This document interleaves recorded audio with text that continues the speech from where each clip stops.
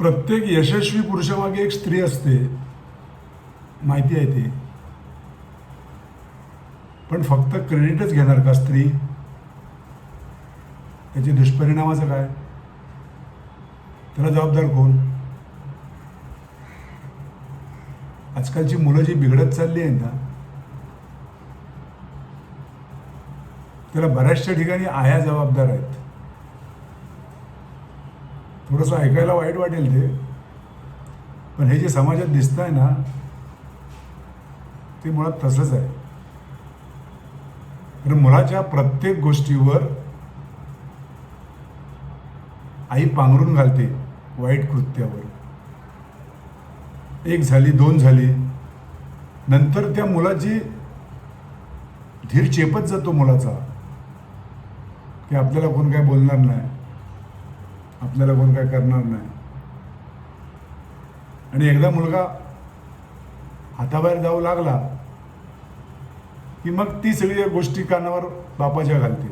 तर बापाला नाहीतरी त्याचा खलनायकच बनवलेला असतो प्रत्येक आईने. बऱ्याच दिवसाचा मी विचार करतोय की एकदा ह्या विषयावर बोलावं. पण कसं आहे, मुलांना त्यांच्या पायावर उभं करणं ही आईबापाची जबाबदारी असते, हे मान्य. पण जगातले बऱ्याचशा गोष्टी ह्या त्याला कळल्या पाहिजेत, त्या त्याला स्वतःहून कळल्या पाहिजेत. पुस्तकी ज्ञान हे शिक्षणातून मिळते, पण जे जनरल नॉलेज आहे हे तर कळायलाच पाहिजे. आणि ह्याच्यासाठी त्याला स्वतः मेहनत करायला लागेल. पण नाही, आज एखादी गोष्ट मागितली, आईच्या बजेटमध्ये आहे, आई देणार.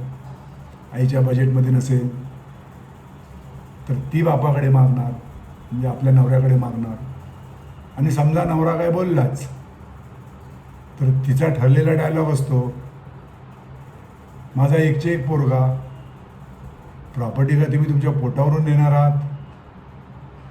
पण बाप ते त्याला का देत नाही हे तिला समजून घ्यायचंच नसतं. जरी तिला समजत असलं तरी ते तिला समजूनच घ्यायचं नसतं. प्रत्येक गोष्टीची वेळ यावी लागते ना, जेव्हाचे तेव्हा त्याला ते मिळणारच आहे.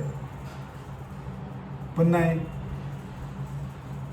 आई म्हणून बघा ना, आईवर कादंबऱ्या लिहिल्या गेल्या, पुस्तकं लिहिली गेली.